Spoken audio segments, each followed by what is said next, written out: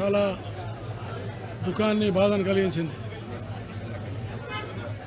రామోజీరావు గారు వారు ఒక వ్యక్తి మాత్రమే కాదు, ఆయన ఒక గొప్ప సంస్థగా నేను భావిస్తున్నాను.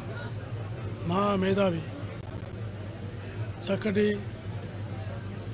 మితభాషి, సరైనటువంటి మార్గదర్శకుడు,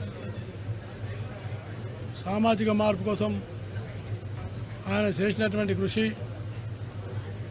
అనర్గళమైనటువంటిది. ముఖ్యంగా మన యొక్క తెలుగు అక్షరానికి గళాన్ని విప్పి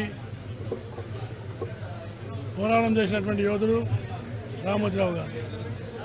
అలాగే తెలుగు భాష గురించి, తెలుగు సాహిత్యం గురించి, మన తెలుగుదనం గురించి, తెలుగు సంస్కృతి గురించి ఈనాడు ద్వారా, ఈటీవీ ద్వారా ఆయన చేసినటువంటి సేవలు దేశము, ప్రపంచము అందరూ కూడా తప్పకుండా గుర్తించుకుంటారని నేను భావిస్తున్నాను.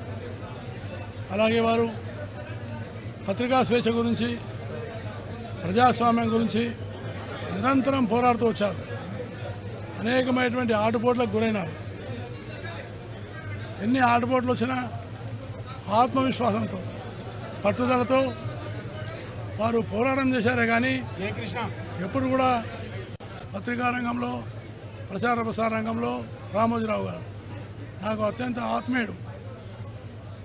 నేను పట్టణాభివృద్ధి శాఖ మంత్రిగా ఉన్నా, కార్మిక శాఖ మంత్రిగా ఉన్నా, నాకు అనేకమైనటువంటి సలహాలు, సూచనలు ఇచ్చి నన్ను ముందు నడిపించడంలో రామోజీరావు గారి పాత్ర చాలా గొప్పదని నేను భావిస్తున్నాను.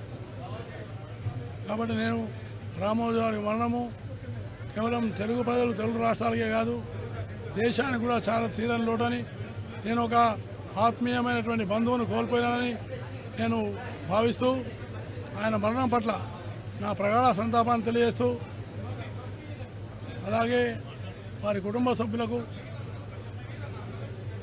భగవంతుని ముందు ఆయన ఆత్మకు శాంతి కలిగించాలని, వారి కుటుంబ సభ్యులు ఈ కష్టకాలంలో ఆదుకోవడానికి భగవంతుడు వాళ్ళకు శక్తినివ్వాలని నేను ప్రార్థిస్తూ వారి ఆత్మకు శాంతి కలగాలని కోరుతున్నాను.